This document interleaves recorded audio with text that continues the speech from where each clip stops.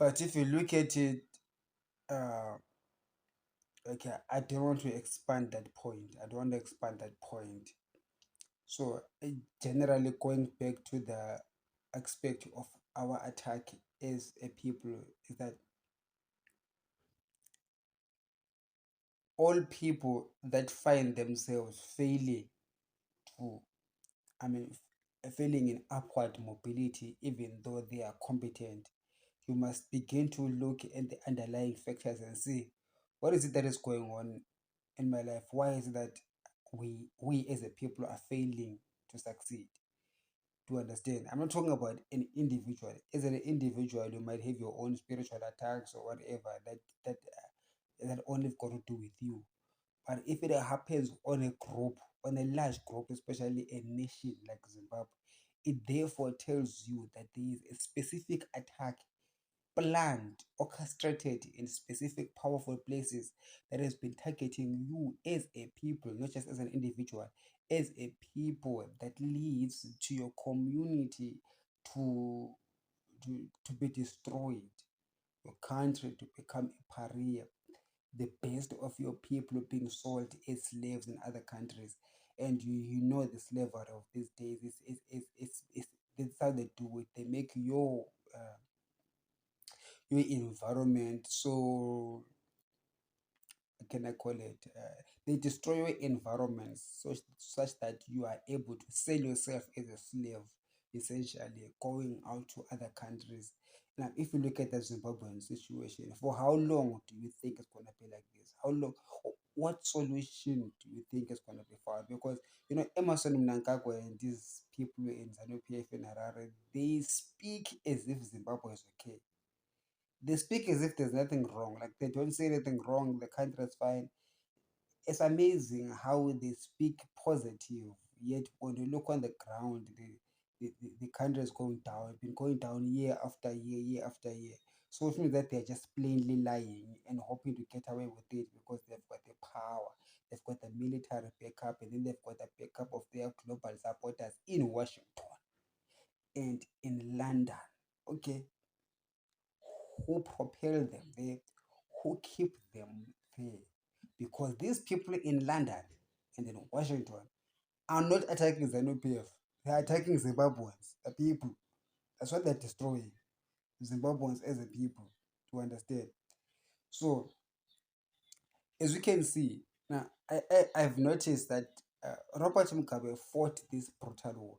Perhaps Robert Mugabe was the only one who indeed recognized that there is a war against Zimbabwe. They tried to fight back and they failed. Failing at war is not a problem.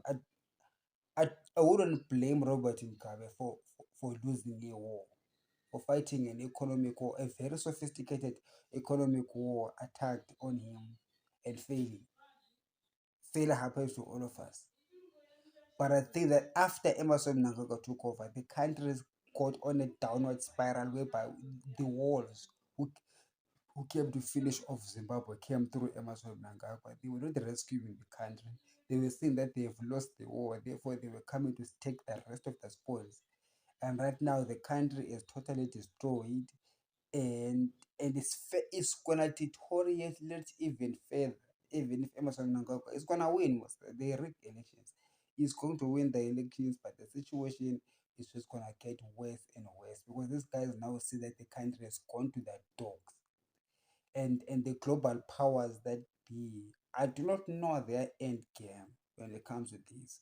I know that they have put us in this slavery position. For how long? It can last forever. If you look at Cuba, Cuba has been under US sanctions for over, I don't know, almost 80 years. Cuba has been a pariah state for almost the whole century. So asking, when are the sanctions gonna come to an end, or when are these white people gonna finally feel sorry for the black Zimbabweans? The answer is that they might never. Okay, so it's up to you, Zimbabweans, to begin to think differently when it comes to politics. To think not as being as anti-ZANU-PF or anti-Triple C or whatever, but to think outside that box, to understand that in that box of ZANU versus Triple C, of Chamisa, ZET, It's actually a box that you've been boxed in so that you don't think outside the box. Because within that box, your enemy know that you will never succeed politically. Political success to me is a place, is a position where we shall get, where are able to build institutions of governance, institutions that will promote uh, professionalism, build the economy, whether it's the infrastructure development and the sophistication of our economy, not just in agricultural economy or mining economy, but also in manufacturing and stuff like that, so that our people can be engaged in startups and succeed, our education system, health system, blah blah, the works. All of that happens under an environment that the people themselves build or allow to be groomed, to understand. So in Zimbabwe, if one looks at the Zimbabwean political situation, you see that it is us, the people, who are failing to create that environment where we can prosper. We are just at an environment where we're at each other's necks, to understand. And I want you to understand the reason why we are at each other's throats is because the enemy wants it to be like that. This is social engineering on another level. Our politicians and our government, I feel when they're being attacked like this, they don't see the attack. If you ever heard this saying that say that I will hit you and you won't know what hit you. That's what happened to Zimbabwe. We actually do not know what hit us, but we are hit.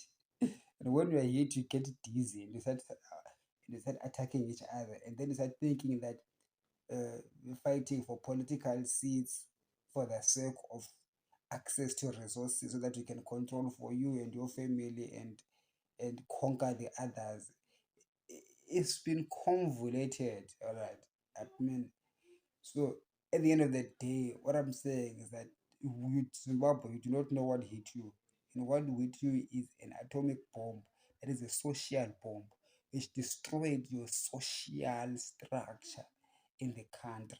And that happened when Zimbabwe. It was imposed on Zimbabwe. Says that holiness. It was imposed on the. It was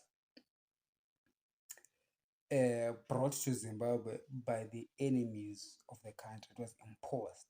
It was imposed on Zimbabwe. This social mayhem is sponsored and currently, oh God, Rambo Star, Ribo Shanda. It is actually imposed and funneled through agencies from the Western nations. Oh God, oh Lord, oh Lord, oh Lord, oh Lord. You see, and they will create, oh God, holy, holy. Hoo, hoo. And you know what they do? Eh, hmm, these agents, they go and become members of ZANU-PF and also go and become members of Triple C and then became, oh God, and begin to fight, but their fight is orchestrated, understand? They will be, ordinarily they wouldn't be any fight, but because these people are working for another agency that sends them to both ZANU and Triple C, so that that so that it appears as if there's a fight between ZANU and Triple C, so that you people will be so much engaged in that fight.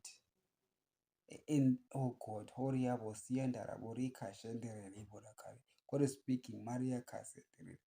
So when that happens, your society is fractured.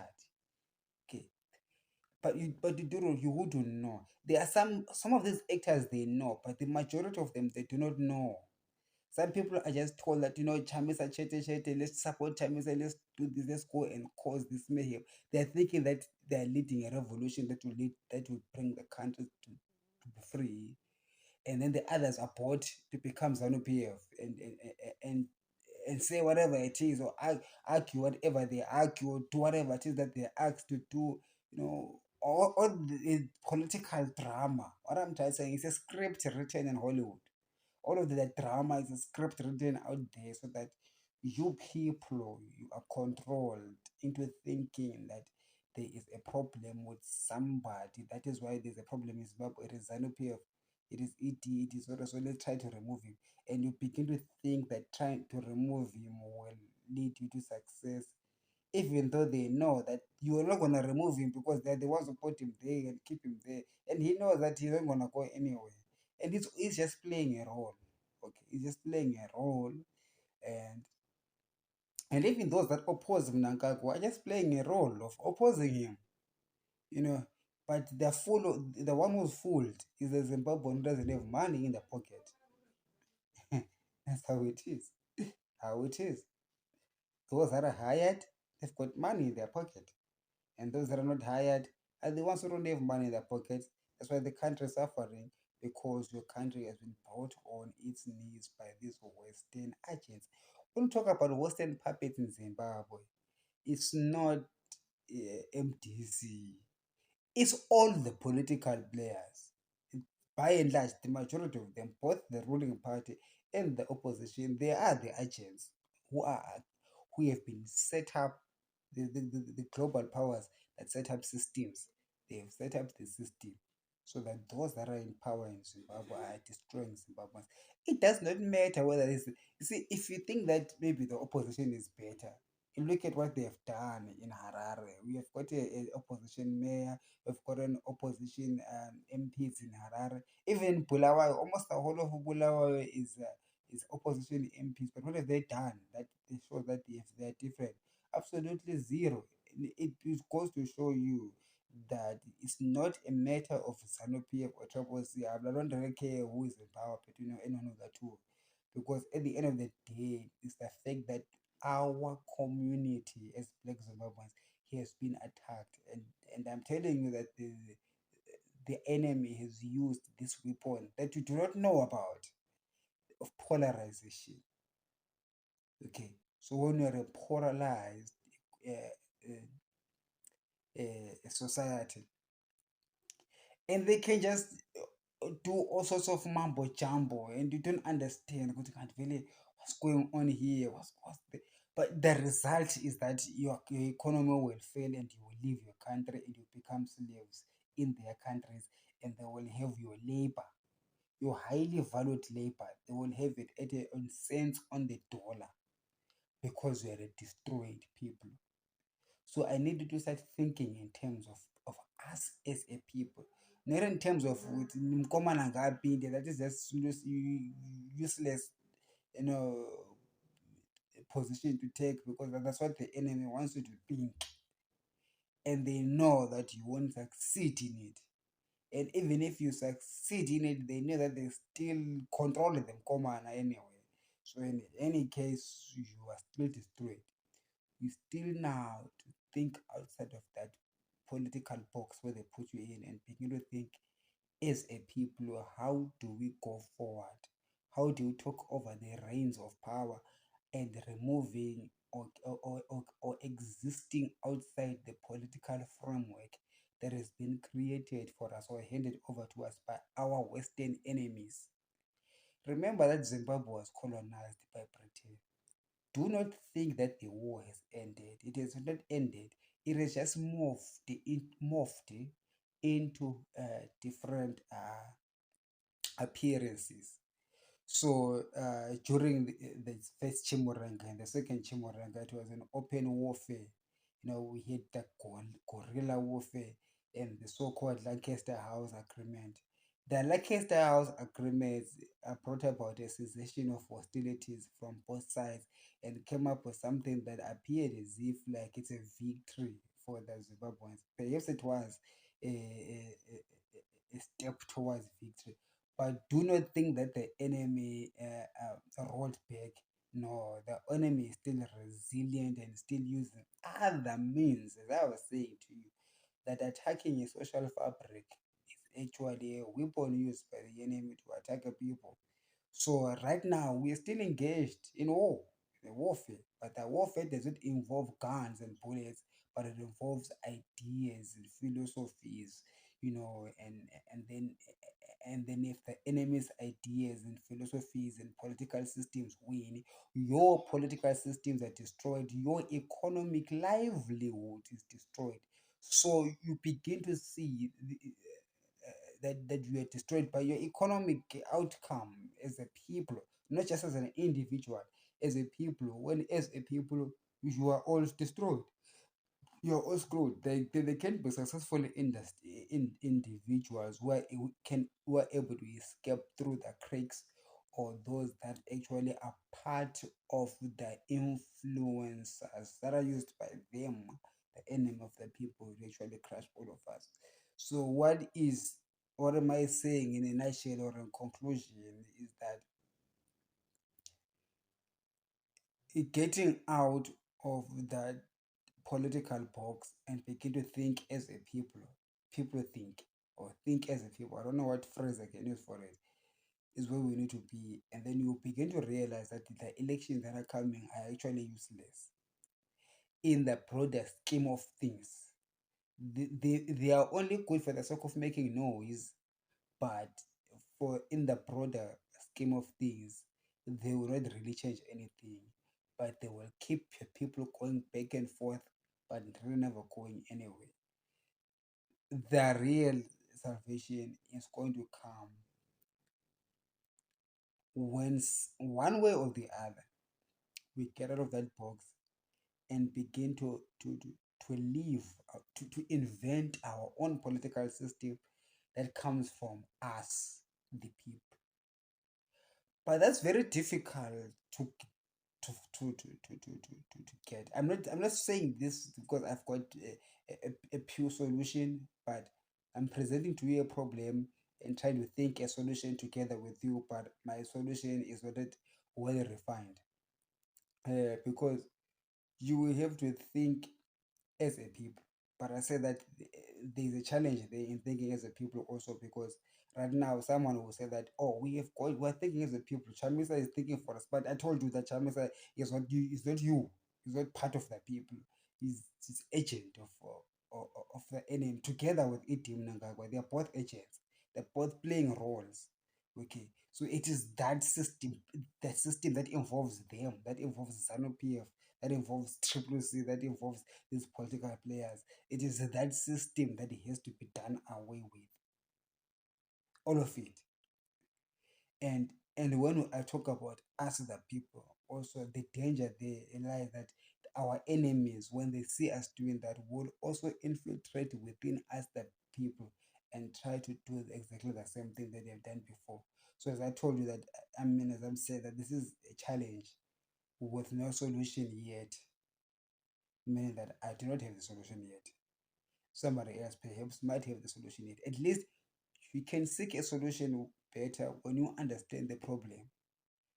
Because for the past 20 years, we have been not understanding that problem, and therefore the solutions that we've been looking for were actually perpetuating the problem.